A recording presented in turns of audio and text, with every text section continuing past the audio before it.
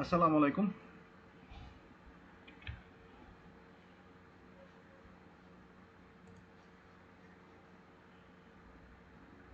আসসালামু আলাইকুম। তো আমরা আমাদের দ্বিতীয় পার্টে আসলে আমরা দেখব যে আহ, 2 নম্বর প্রশ্ন আমরা যদি একটু দেখি, মেসার্স হক ট্রেডার্স 30শে জুন 2025 তারিখের হিসাবের উদ্ধৃত পত্রের নিম্নরূপ ছিল। নিম্নরূপটা কি ছিল? যে আমরা এখানে ক্যাপিটাল হিসাবে, মূলধন হিসাবে আছে কিছু টাকা, উত্তোলন হিসাবে আছে, প্রারম্ভিক মজুত পণ্য আছে, ক্রয় আছে, বিক্রয় আছে, বেতন আছে, আসবাবপত্র আছে, যন্ত্রপাতি আছে, দেনাদার আছে, পাওনাদার আছে, ব্যাংক ঋণ আছে, বিমা খরচ আছে, অনাদায়ী পাওনা আছে। তো আমাদের মোটামুটি 13টা আইটেম বা হিসাবের নাম আছে। সেই অনুযায়ী আমাদেরকে বলা হয়েছে ইনকাম স্টেটমেন্ট এবং ব্যালেন্স শিট করার জন্য। তো আমাদের এক্ষেত্রে কিছু সমন্বয় আছে, যে ওই বছর শেষ হওয়ার সময় আমাদের কিছু সমন্বয় আছে। সমন্বয় নাম্বার 1-এ আছে হচ্ছে সমাপনী মজুত পণ্যের টাকাটা দেয়া আছে, যন্ত্রপাতির উপরে 10% এবং আসবাবপত্রের উপরে 5% অবচয় ধার্য করতে হবে করুন। বকেয়া বেতন আছে 10,000 টাকা। তো এই জিনিসগুলো আসলে আমাদেরকে কনসিডারেশনে রেখেই আমাদের ইনকাম স্টেটমেন্ট এবং ব্যালেন্স শিট তৈরি করতে হবে। তো আমরা জানি যে আমাদের সিওজিএস, দ্যাট মিনস উৎপাদিত পণ্যের ব্যয় করার জন্য আমাদের সমাপনী মজুত পণ্যের টাকাটা প্রয়োজন। তো সমাপনী মজুত পণ্যের টাকাটা আমরা এখান থেকে নিব। প্রারম্ভিক মজুত পণ্য মানে opening inventory plus purchase, that means এখানে ক্রয় আছে, মাইনাস ক্লোজিং ইনভেন্টরি। যদি আমরা এইটুকু বিয়োগ দিই, দ্যাট মিনস সমাপনী মজুত পণ্য যদি আমরা এইটুকু বিয়োগ দিই, তাহলে আমরা সিওজিএস, দ্যাট মিনস বিক্রিত পণ্যের ব্যয়, বিক্রয় থেকে বিক্রিত পণ্যের ব্যয় বাদ দিলেই আমরা গ্রস প্রফিট পাবো। ইনকাম স্টেটমেন্টের একটা বড় অংশ আমাদের এখানে শেষ হয়ে যায়। দেন আমাদের অন্যান্য যে খরচগুলো আছে, অ্যাডমিনিস্ট্রেটিভ কস্ট, ডিস্ট্রিবিউশন কস্ট এবং ডেপ্রিসিয়েশন, এছাড়াও অন্যান্য যে জিনিস, ডেপ্রিসিয়েশন মানে অবচয়, এই যে 2 নম্বর আইটেমে যেটা আছে, এই খরচগুলো যদি আমরা বাদ দেই, তাহলে আমরা আমাদের অপারেটিং প্রফিট পাই। অপারেটিং প্রফিট থেকেই আমাদের যদি ফাইন্যান্স কস্ট বা ইনকাম ট্যাক্স এক্সপেন্স যদি আমরা বাদ দিই, তাহলে আমরা প্রফিট পেয়ে যাই, এই বছরের প্রফিট পেয়ে যাই। এখানে দেখার বিষয় আছে, আমার আইটেমগুলোর মধ্যে কোথাও আমার বিমা সুদ, এই জিনিসটা বিমা সুদ বলছি, আমার কোনো সুদ প্রদান করা হয়েছে এই ধরনের কোনো আইটেম নাই। That means finance cost, interest expense আমার কোনো কিছু নাই।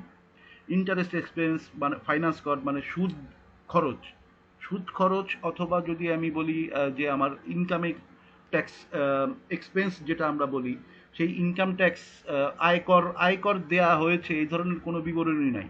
তাহলে আমার অপারেটিং যে প্রফিটটা আছে এটাই আমার নেট প্রফিট হিসাবে এখানে গণ্য হবে। তো আমরা যদি আমাদের ইনকাম স্টেটমেন্টটা একটু দেখি, ইনকাম স্টেটমেন্টটা আবার যদি আমরা দেখি, এখানে বিক্রয় আছে এবং বিক্রয় থেকে আমাদের আসলে বাদ দিতে হয় সিওজিএস। তো সিওজিএস করার জন্য আমি বলেছিলাম যে 3টা জিনিস এখানে আছে, ওপেনিং ইনভেন্টরি, পারচেস এবং ক্লোজিং ইনভেন্টরি। এই 3টা বাদ দেওয়ার পরে আমার সিওজিএস, দ্যাট মিনস আমার বিকৃত পণ্যের ব্যয় আসে 8,20,000 টাকা। তো 15 লাখ টাকা থেকে 8,20,000 টাকা যদি আমি বিয়োগ করি, তাহলে আমি গ্রস প্রফিট পাই। এই গ্রস প্রফিট থেকে আমি আমার পরিচালন এবং অন্যান্য ব্যয়, that means operating expense and other expense, এই দুইটাকে যদি আমি বাদ দেই, সেটা বাদ দেওয়ার জন্য আমি একটু ভেঙে দিয়েছি যে আমার যে অবচয় ছিল, হ্যাঁ, অবচয় ছিল, তো এই অবচয়টাও আমার এখানে এসেছে। আমার অনাদায়ী যে পাওনা ছিল সেটাও এসেছে, বিমা খরচ যেটা ছিল সেটাও এসেছে। আহ, আচ্ছা, এই অনাদায়ী পাওনা, আসলে এই অনাদায়ী পাওনাটা হচ্ছে গিয়ে আমার যে পাওনাটা আমি আর কখনো পাবো না, দিস ইজ অনাদায়ী পাওনা। এই জায়গাতে একটু কমপ্লিকেটেড আপনাদের জন্য। এই যে যে 13 নম্বর আইটেম, এই 13 নম্বর আইটেমটা হচ্ছে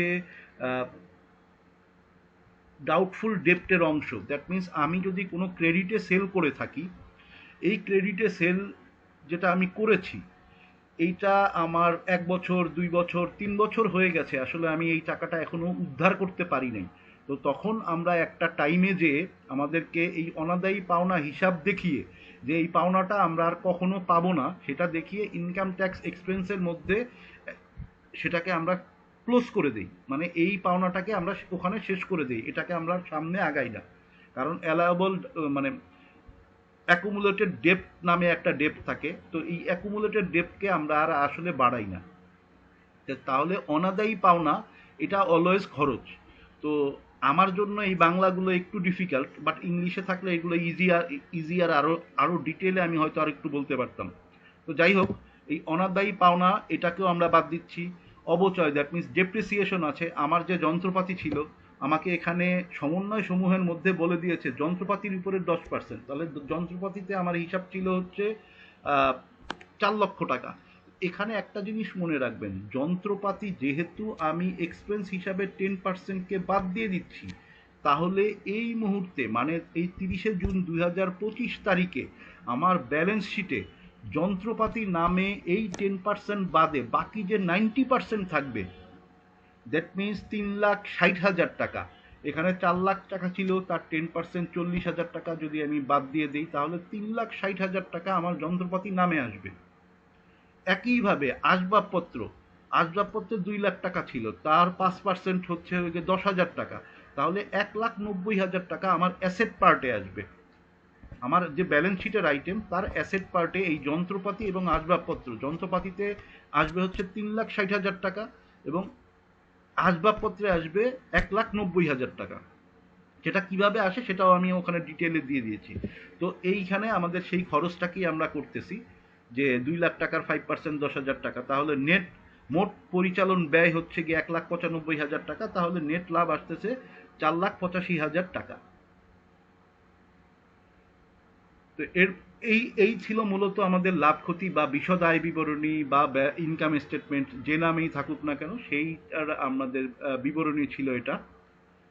তো এরপরে আমরা ব্যালেন্স শিটের আইটেম, এই যে আমি যেটা বলেছিলাম যে যন্ত্রপাতির থেকে 40,000 টাকা বাদ দিয়ে স্থায়ী অ্যাসেটের মধ্যে যদি আপনারা দেখেন যে স্থায়ী সম্পদ, that means non current asset, এই নন কারেন্ট অ্যাসেটের মধ্যে যন্ত্রপাতির হিসাবে এই যে লাল কালি দিয়ে এই দুটাকে আমি আলাদা মার্ক করে দেওয়ার চেষ্টা করেছি যাতে আপনাদের এই জিনিসগুলো মনে থাকে। যদি আপনি এখানে যদি 4 লাখ টাকা বসান, আসবাবপত্রে যদি 2 লাখ টাকা বসান, তাহলে আপনার এই অ্যাসেট, টোটাল অ্যাসেট আপনার ভুল হয়ে যাবে এবং সেই সাথে সাথে আপনার অঙ্কটাও ভুল হয়ে যাবে। এই জায়গাটা যাতে আপনাদের মনে থাকে, আপনাদের এইভাবে করানোর, আমি এই ডিটেইলিং করানোর এটা একটাই কারণ যে যদি কোথাও এই ধরনের কোনো সমন্বয় যদি দিয়ে থাকে, তাহলে এই সমন্বয়টা কোথায় কোথায় যাচ্ছে। যেমন এই সমন্বয়ে প্রথম ডেপ্রিসিয়েশন এক্সপেন্স হিসাবে আমার ইনকাম স্টেটমেন্টে গেছে, সেইম অ্যাজ এই এক্সপেন্সটা আবার আমার ব্যালেন্স শিটেও গেছে অ্যাকুমুলেটেড ডেপ্রিসিয়েশন হিসাবে। একটা গেছে ডেপ্রিসিয়েশন এক্সপেন্স হিসাবে, দ্যাট মিনস অবচয় হিসাবে, আর একটা গেছে পুঞ্জীবিত অবচয়। এই পুঞ্জীভূত অবচয় যেটাকে ইংলিশে আসলে বলে অ্যাকুমুলেটেড ডেপ্রিসিয়েশন, এই অ্যাকুমুলেটেড ডেপ্রিসিয়েশন হিসাবেও আপনার এই অ্যাসেট থেকে এগুলো বাদ দিতে হয়। তাহলে আমরা এটা বাদ দিয়ে 3,60,000 টাকা, 1,90,000 টাকা দেনাদার হিসাব ছিল আমাদের। দেনাদার হিসাব এখানে দেয়া ছিল 3 লাখ টাকা এবং সেই সাথে আর দেনাদার হিসাবের পরে আর কিছু নাই। দেনাদার হিসাবের পরে সমাপনী মজুদ পণ্য, ওটা যেটা দেওয়া ছিল 80,000 টাকা। তো এইটুকুই হচ্ছে গিয়ে আপনার 9,30,000 টাকা যদি আমরা দেখি আমাদের টোটাল অ্যাসেট এসেছে। একই সাথে টোটাল লাইবিলিটিজের মধ্যেও আমাদের হচ্ছে গিয়ে ওই লাভটাকে মূল ক্যাপিটালের সঙ্গে লাভটাকে আমরা যোগ দিয়ে এবছরের যে লাভটা এসেছে সেই লাভটাকে যোগ দেওয়ার পরে আমার যদি কোনো উত্তোলন থাকে, আমার কোম্পানির পক্ষ থেকে যদি কোনো উত্তোলন থাকে, এখানে উত্তোলন মনে হয় ছিল, আমি যদি দেখি এই যে উত্তোলন 2 নম্বর আইটেমে ছিল উত্তোলন 20,000 টাকা, সেই 20,000 টাকায় যদি আমরা দেখি যে এখানে 20,000 টাকা বাদ দিয়ে 9,65,000 টাকা করা হয়েছে।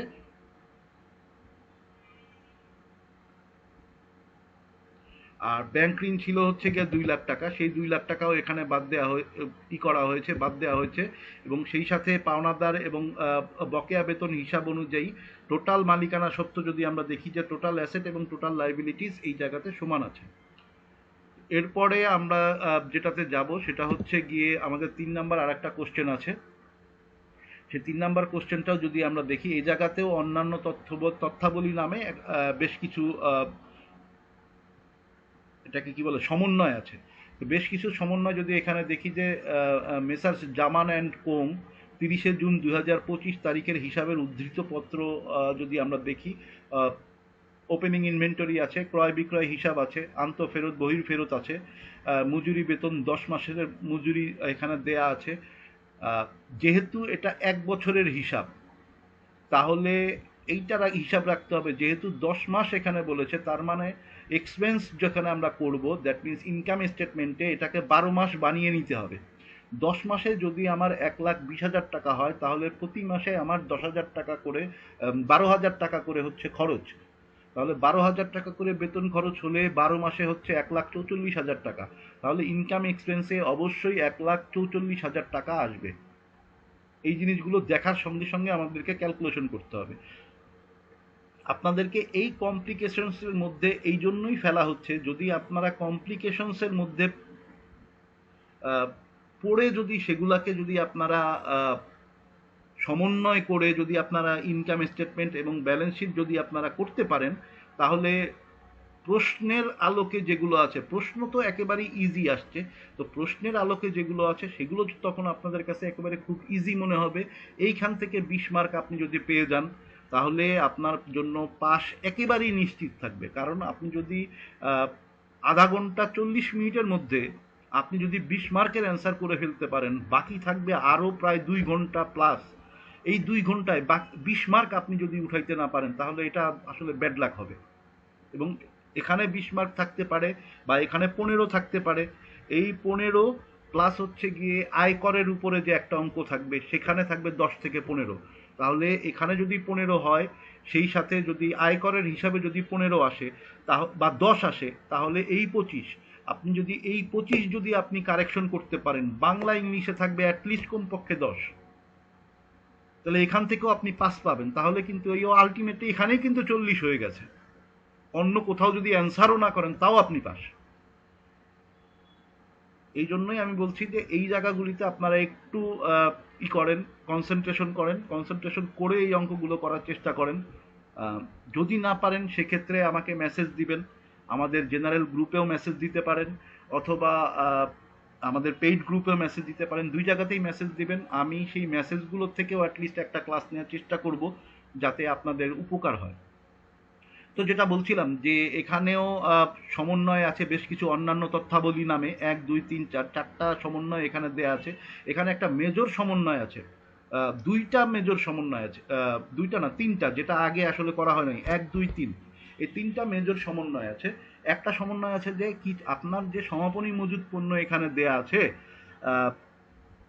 যে 80,000 টাকা, তার মধ্যে 10,000 টাকার পণ্য আপনার আগুনে পুড়ে গেছে, লস ফ্রম ফায়ার হয়েছে। আমি একেবারে শুরুতে আপনাকে বলেছিলাম যে আমরা একটা অঙ্ক করব যে জায়গাতে লস ফ্রম ফায়ার আছে, যেটা অন্যান্য খরচের একটা আইটেম।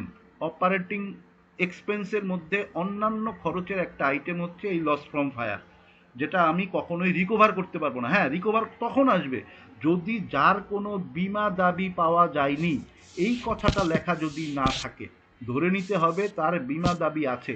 যদি বীমা দাবি থাকে, তাহলে লস ফ্রম ফায়ার এক্সপেন্সের আইটেম হবে না।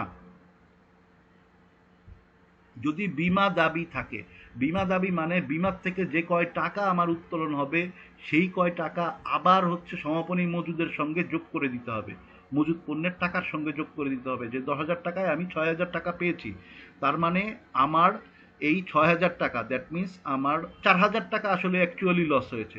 তখন অ্যাকচুয়াল লসটাকে আমাকে ক্যালকুলেশন করতে হয়। তো এগুলো আরও ইন ডিটেলের বিষয়। তো আমরা ধরে নেই যে লস ফ্রম ফায়ার আমার ইনকাম স্টেটমেন্টের একটা পার্ট। এরপরে 10 মাসের মজুরি ও বেতন পরিশোধ হয়েছে, তাহলে বাকি 2 মাসের মজুরি এবং বেতন পরিশোধ হয় নাই। দ্যাট মিনস পরিশোধ যেটা হয় নাই, সেটা কিন্তু আমার জন্য লাইবিলিটি আকারে থেকে গেল। তো এই লাইবিলিটি আমার ব্যালেন্স শিটের আইটেমে আনতে হবে। আমার এক্সপেন্সের, যেমন আমি বললাম যে এক্সপেন্স পুরা বছরের আমাকে করতে হবে, যেহেতু এটা একটা পুরা বছরের হিসাব করতে হয়। এটা একটা বছরের পুরো হিসাব করতে হয়, 10 মাসের হিসাব আমরা করি না, আমরা একটা বছরের পুরো হিসাব করি। একটা বছরে 12 মাস, তাহলে 12 মাসের যেমন খরচ আসবে, একইভাবে যেহেতু 2 মাসের বেতন আমরা এখনো প্রদান করতে পারি নাই, তাহলে 2 মাসের জন্য তার লাইবিলিটি ক্রিয়েট করতে হবে। লাইবিলিটি ক্রিয়েট করা মানেই হচ্ছে দায় ক্রিয়েট করা, এবং দায়ের পাশে এই 2 মাসের মজুরি ও বেতন দায় হিসাবে সেটাকে কারেন্ট লাইবিলিটিজের আন্ডারে আমাকে এটা ফেলতে হবে। কারেন্ট লাইবিলিটিজ মানে চলতি দায়। আচ্ছা, তো দেনাদারের উপরে ৩ নাম্বার যে আইটেমটা আছে, দেনাদারের উপরে 5% আছে হারে কুঋণ সঞ্চিতি ধার্য করতে হবে। আচ্ছা, দেনাদারের উপর 5%, দ্যাট মিনস দেনাদার আমার এখানে মনে হয় একটা টাকা দেয়া আছে যে দেনাদার 2,40,000 টাকা এবং পাওনাদার হচ্ছে গিয়ে 1,10,000 টাকা। আচ্ছা, দেনাদার 2,40,000 টাকা যদি হয়, তাই 40,000 টাকার যে 5% আছে সেটা আমার এক্সপেন্স হিসাবেও দেখাইতে হবে এবং সেটা আমার এই দেনাদার থেকেও বাদ দিতে হবে। দুইটা জায়গাতে আমাকে কাজ করতে হবে। ব্যালেন্স শিটের আইটেমেও আমাকে 5% বাদ দিতে হবে যে ভ্যালু আছে, এবং ইনকাম ট্যাক্স এক্সপেন্সের মধ্যেও আমাকে এই কুঋণ সঞ্চিতি বা হচ্ছে গিয়ে কুঋণ হিসাবে আমাকে রিসিভেবল ডেপ্ট বা কুঋণ হিসাবে আমাকে এটাকেও বাদ দিতে হবে। অফিস সরঞ্জামের উপরে 10% অবচয় ধার্য করুন, যেটা আমরা আগেও করেছি, যে অফিস সরঞ্জাম যেটা আছে সেটার উপরে ডেপ্রিসিয়েশনও চার্জ করতে হবে। এটা ইনকাম ট্যাক্সের এই ইনকাম স্টেটমেন্টের পার্ট, এবং সেই সাথে আমাকে অ্যাকুমুলেটেড ডেপ্রিসিয়েশন, দ্যাট মিনস পুঞ্জীভূত অবচয় বা অ্যাকুমুলেটেড ডেপ্রিসিয়েশন, এই হিসাবেও আমার ইনকাম স্টেটমেন্ট থেকেও সেটাকে বাদ দিতে হবে। তো আমরা এখন একটু ইনকাম স্টেটমেন্টটা একটু দেখি। আচ্ছা, এইটা করার আগে আমি এখানে আপনাদের জন্য একটা ওয়ার্কিং নোট দিয়েছি, যেটা এইমাত্র আমি আপনাদেরকে ডিটেইলে বুঝাইলাম যে কোথায় কোথায় কি কি কাজ করতে হবে। তার একটা ওয়ার্কিং নোটও আমি আপনাদের শুরুতে দিয়ে দিয়েছি। আপনারা এটা দেখলে ইজিলি বুঝে যাবেন যে আগুনে বিনষ্ট পণ্য এবং সমাপনী মজুদ পণ্যের সমন্বয় এখানে দেয়া আছে। বকেয়া মজুরি ও বেতন, যেটা 10 মাসের জন্য ছিল, তাহলে আমাকে 12 মাসের করে নিয়ে করতে হবে, এবং 2 মাসের হচ্ছে বকেয়া মজুরি এবং বেতন লাইবিলিটি আকারে দেখাইতে হবে। নতুন কুঋণ সঞ্চিতি, দ্যাট মিনস 5%-এ 12,000 টাকা হয়, এই 12,000 টাকাও আপনাকে হচ্ছে এক্সপেন্সে দেখাইতে হবে এবং দায় হিসাবেও দেখাইতে হবে। আচ্ছা, তারপরে হচ্ছে 10% ঋণের সুদ, দ্যাট মিনস এই যে এখানে একটা বড় জিনিস ছিল যে প্রদেয় ঋণ 1/10/2024, এখানে তারিখের হিসাবটা খুব দেখতে হবে।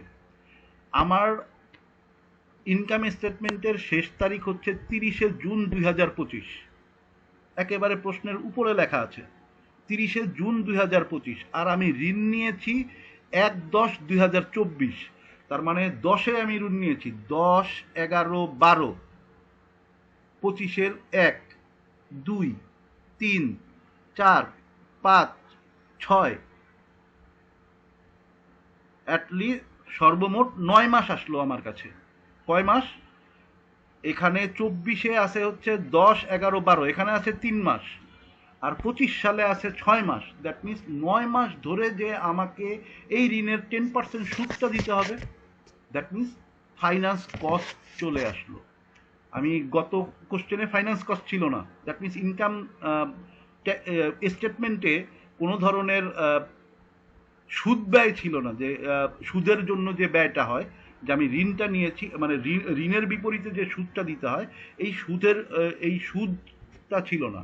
তাহলে এবার 10% হারে 2 লাখ টাকার 9 মাসে যে কয় টাকা হয়, যদি 2 লাখ টাকার পুরো বছরে 20,000 টাকা হয় 10%, তাহলে সেটাকে 12 দিয়ে ভাগ দিয়ে 9 দিয়ে যদি আমি গুণ দেই, তাহলেই আমি প্রদেয় ঋণের সুদের টাকাটা আমি পাবো। এটাই এখানে করা আছে। 9 মাসের বকেয়া সুদ, 4 নম্বরে যদি দ্বিতীয় প্যারাটা যদি খেয়াল করেন, 9 মাসের বকেয়া সুদ 2 লাখ টাকা 10% ইন্টু 9 মাস ডিভাইডেড বাই 12, 15,000 টাকা। এটা কই যাবে সেটাও বলে দিয়েছি। এটি আর্থিক খরচ, এটি আর্থিক খরচ, ফাইন্যান্স কস্ট, এটি আর্থিক খরচ এবং চলতি দায়, সেই সাথে চলতি দায় যে কারেন্ট লায়াবিলিটিস, দুইটা জায়গাতেই এটা আমাকে দেখাইতে হবে। আচ্ছা, অফিস সরঞ্জামাদির অবচয়, এই অবচয় আছে 18,000 টাকা। এই ওয়ার্কিং নোটের পরে আমরা ইনকাম স্টেটমেন্টে যদি যাই, ইনকাম স্টেটমেন্ট একেবারেই সোজা সাপ্তাহিক হিসাব, সেই আগের মতোই। বিক্রয় আছে, প্রারম্ভিক মজুদ আছে, ক্রয় আছে, এই যে বহির ফেরত আছে, সমাপনী মজুদ পণ্য আছে, তারপরে আমরা গ্রস প্রফিট একটা টাকা পাই 2,94,000 টাকা, সেখান থেকে পরিচালন ব্যয়। আচ্ছা, এই যে আগুনে বিনষ্ট পণ্যজনিত ক্ষতি, আমি বলেছিলাম না আদার্স এক্সপেন্সের মধ্যে একটা থাকবে যে যেটা আগুনে পণ্য বিনষ্ট হয়েছে যে 10,000 টাকা, এই 10,000 টাকা। আচ্ছা, এখন আপনার একটা প্রশ্ন, আপনারা এখানে একটা প্রশ্ন আছে, দেখি আপনারা কেউ কি করতে পারেন কিনা।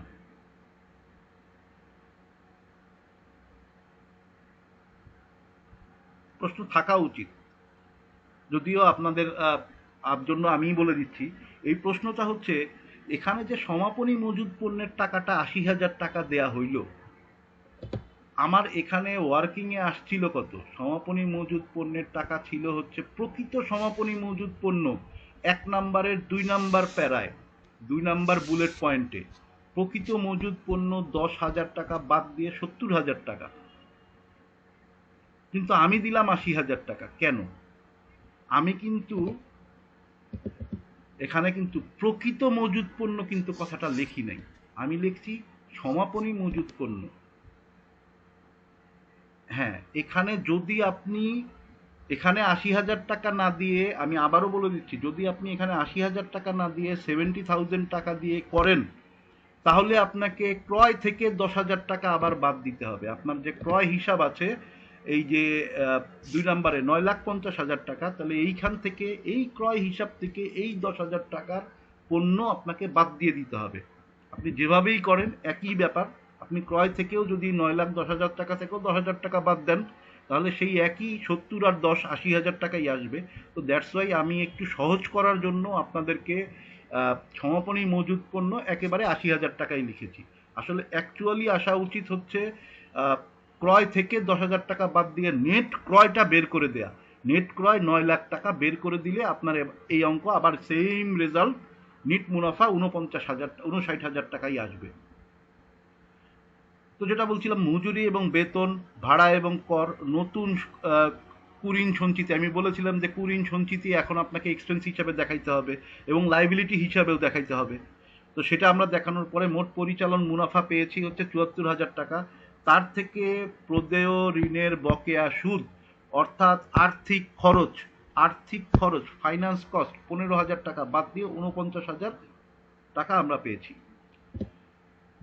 এরপরে ব্যালেন্স শিট যদি আমরা দেখি, ঠিক সেম, এখানেও আমি আমার চেষ্টা করেছি যে আপনাদেরকে প্রত্যেকটা জায়গাতেই মার্ক করে করে দেওয়ার জন্য, যে কোথায় কোথায় বাদ দিয়ে আমাদের যে ফিগারটা আসবে সেই ফিগারটা বসার চেষ্টা করেছি। অফিস সরঞ্জাম থেকে অবচয় বাদ দিয়ে প্রকৃত অফিস সরঞ্জামাদির টাকাটা আমরা এখানে লেখার চেষ্টা করেছি, প্রকৃত দেনাদারের টাকা লেখার চেষ্টা করেছি। প্রকৃত সমাপনী মজুদ পণ্য ৭০,০০০, এইখানে কিন্তু আমি ৭০,০০০ লিখেছি। কেন লিখেছি? কারণ আমার কিন্তু প্রকৃত সমাপনী মজুদ পণ্য কিন্তু ৭০,০০০ই, সমাপনী মজুদ পণ্য ৮০,০০০ টাকা না। তো আপনারা চিন্তা করলে আপনি ওখানে ৮০,০০০ও বসাইতে পারেন। ৮০,০০০ বসাইলে প্রকৃত ক্রয়টাকে আপনাকে বের করতে হবে, আর একটা ওয়ার্কিং করে দিতে হবে প্রকৃত ক্রয়। এই যে এখানে যেরকম আমরা ওয়ার্কিং করেছিলাম, এই ওয়ার্কিং এর মধ্যে আপনার প্রকৃত ক্রয়টা নাই। তো প্রকৃত ক্রয় ৫ নাম্বার থেকে ৬ নাম্বারে আবার প্রকৃত ক্রয় বের করে দিয়ে আপনাকে হচ্ছে গিয়ে তখন ইনকাম স্টেটমেন্ট করতে হবে। এই ক্রয় ৯,১০,০০০ টাকা তখন দেখা যাবে না, প্রকৃত ক্রয় তখন আপনাকে কাজ করতে হবে। তো একই বিষয়, প্রকৃত সমাপনী মজুদ পণ্য ৭০,০০০, নগদ তহবিল এত টাকা, তো মোট ৮,২৮,০০০ টাকা, ৫,২৮,০০০ টাকা। সেই হিসাবেই আপনি যদি দেখেন যে ব্যালেন্স শিটের আইটেমে খুব বেশি কোনো পরিবর্তন নাই, শুধুমাত্র নিট মুনাফাটাই যোগ করে দিয়েছে। ও এখানে যেটা আসছে সেটা হচ্ছে বকেয়া মজুরি বেতন। আমি যেটা বলেছিলাম যে বকেয়া মজুরি বেতন চলতি দায় এবং ঋণের সুদ, এটাও চলতি দায়ের মধ্যেই আপনাকে আনতে হবে। এই দুটো আইটেমই এখানে বেড়েছে। এই দুটো আইটেম আসার পরে আপনার হচ্ছে গিয়ে মোট ইকুইটি এবং দায় ৫,২৮,০০০ টাকা এসেছে। এই ছিল ৩ নাম্বার আসলে সমাধান। তো এরপরে আমরা কিছু সেম টাইপেরই আসলে আমরা ওয়ার্কিংগুলো দেওয়ার চেষ্টা করেছি হোমওয়ার্কের জন্য। যে এখানে আপনাকে ডেবিট ক্রেডিট ব্যালেন্সটা মিলিয়ে দেওয়া আছে, মানে আপনার একটা ট্রায়াল ব্যালেন্স দেওয়া আছে, এই ট্রায়াল ব্যালেন্সের অন্যান্য তথ্যাবলীর সঙ্গেও আপনাকে মিলিয়ে কাজ করতে হবে। তো আপনারা এইগুলো একটু বাসায় করবেন, করে প্রবলেমে পড়বেন এবং সেই প্রবলেমগুলো তারপরের ক্লাসে আপনারা উত্থাপন করবেন এবং উত্থাপনের মাধ্যমে আপনি ক্লিয়ার হয়ে যাবেন যে আসলে আমাকে কি করা উচিত, আমি আসলে কি করা উচিত, বা আমার জন্য অ্যাজ পার অ্যাকাউন্টিং স্ট্যান্ডার্ড অনুযায়ী আসলে আমাকে কিভাবে ইনকাম স্টেটমেন্ট এবং ব্যালেন্স শিট করা প্রয়োজন পড়ে। আমি এই জন্যই আপনাদেরকে একটু কঠিন কঠিন ট্রাই করছি, যাতে আপনারা একটু প্রবলেমে পড়েন। বাসায় যদি আপনারা করেন অবশ্যই প্রবলেমে পড়বেন। এটা ছিল প্রথম হোমওয়ার্ক। এটা দ্বিতীয় হোমওয়ার্ক আরিয়ান এন্টারপ্রাইজের। একই জিনিস, একই প্যাটার্ন, কিছু ইনফরমেশন কোথাও কমে যায়, কোথাও বেড়ে যায়, কিছু জায়গাতে আপনার অন্যান্য তথ্যাবলী বা দ্যাট মিনস হচ্ছে আপনার যে অ্যাডজাস্ট অ্যাডজাস্টেবল আইটেম, সেই আইটেমগুলো কোথাও কম বা বেশি থাকে। এই অ্যাডজাস্টেবল আইটেমের কাজ করতে যেই আপনি প্রবলেমে পড়বেন যে আসলে এটাকে আমি তখন কোথায় কোথায় দেখাবো। আপনি এখানে ডেবিট ক্রেডিট মিলিয়ে দেয়া আছে, কিন্তু আপনি এই যে যে অ্যাডজাস্টেবল আইটেম অন্যান্য তথ্যাবলী এগুলোর সাপেক্ষে যখন আপনি ইনকাম স্টেটমেন্ট এবং ব্যালেন্স শিট করবেন, তখনই আপনি প্রবলেমে পড়বেন এবং তখনই আপনার আসলে এই পুরো বিষয়টা সম্পর্কে জানা হবে। তারপরে আপনার এটা ৩ নাম্বার হোমওয়ার্ক, একই জিনিস এখানেও আপনার হচ্ছে অন্যান্য তথ্যাবলীতেই আপনার মূলত কাজ। চতুর্থ আইটেমে চতুর্থ হোমওয়ার্ক, মানে ৪টা হোমওয়ার্ক দিয়েছি। এই ৪টা হোমওয়ার্কই আপনারা আসলে চেষ্টা করবেন যেন বাসায় আপনারা একবার না একবারে যদি আপনার হয়ে যায়, দ্যাট মিনস হয়ে যাবে কখন? আমি আবারও বলতেছি যে আপনার ইনকাম স্টেটমেন্ট এবং ব্যালেন্স শিট হয়ে যাবে কখন? যখন আপনার আর্থিক অবস্থার বিবরণীর মোট সম্পদ সমান সমান মোট ইকুইটি অ্যান্ড লাইবিলিটিস, দুইটার ফিগারই যখন সমান হবে, তখনই আপনি বুঝতে পারবেন যে আপনার ইনকাম স্টেটমেন্টও হয়েছে, আপনার ব্যালেন্স শিটও হয়ে গেল। এছাড়া আর কোনোভাবে এই দুইটা যদি আপনার হয়ে যায়, তাহলে আপনি আর তো কোশ্চেন থাকবে না, আপনি পেরে যাবেন। আর যদি কোশ্চেন থাকে তাহলে সেই কোশ্চেনটা আগামী ক্লাসে অবশ্যই করবেন, কারণ এই মাধ্যমে আমরা মোটামুটি হিসাব বিজ্ঞানের যে কাজগুলো বা হিসাব বিজ্ঞানের যা জানা প্রয়োজন তার ইন ডেপথে আমরা জেনে গেছি। এর বাইরে হিসাব বিজ্ঞানের আর কিছু জানার কিছুই নাই। তো হিসাব বিজ্ঞান সম্পর্কে যদি কোনো কোশ্চেন বা কোনো কিছু থাকে, তো আপনি বা আজকের ক্লাস সম্পর্কে যদি কোনো কোশ্চেন বা কোনো কিছু থাকে তো আপনি করতে পারেন। অন্যথায় আমরা আজকের ক্লাসটা শেষ করব। ধন্যবাদ।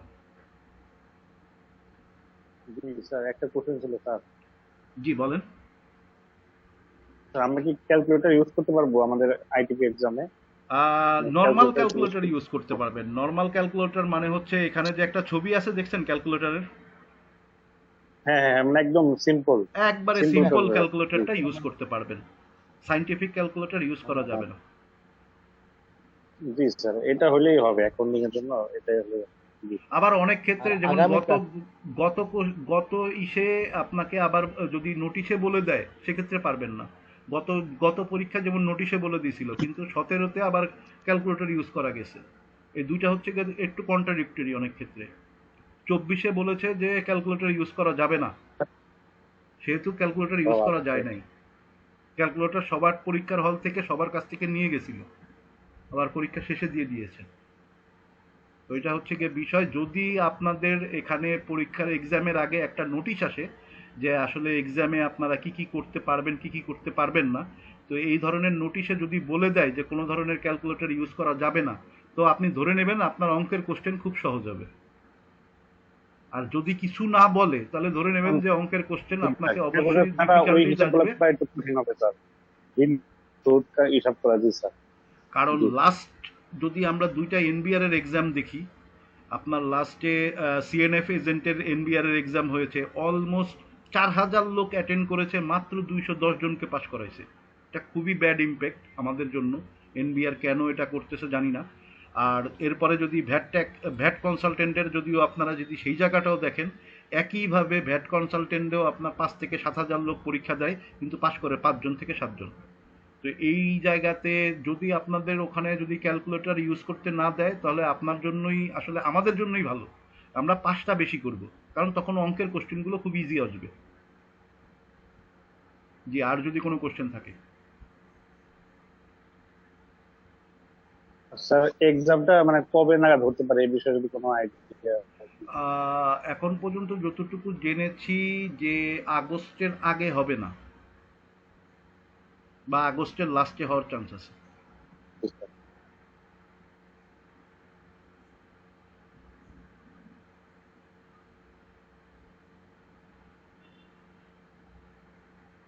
আর কারো কোনো কোশ্চেন আছে?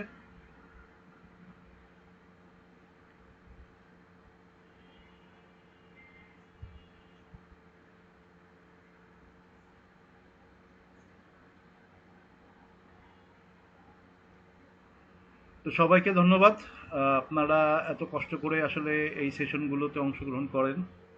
তো আশা করি নেক্সট সেশনগুলোতেও থাকবেন। নেক্সট সেশনগুলো আমরা এখন আবার লতে চলে যাব, কারণ ল প্লাস অঙ্ক আসলে এখন আর কিছুই নাই। আমরা এখন ল সম্পর্কে জানবো, এডিআর সম্পর্কে জানবো, তারপরে হচ্ছে টিডিএস সম্পর্কে জানবো।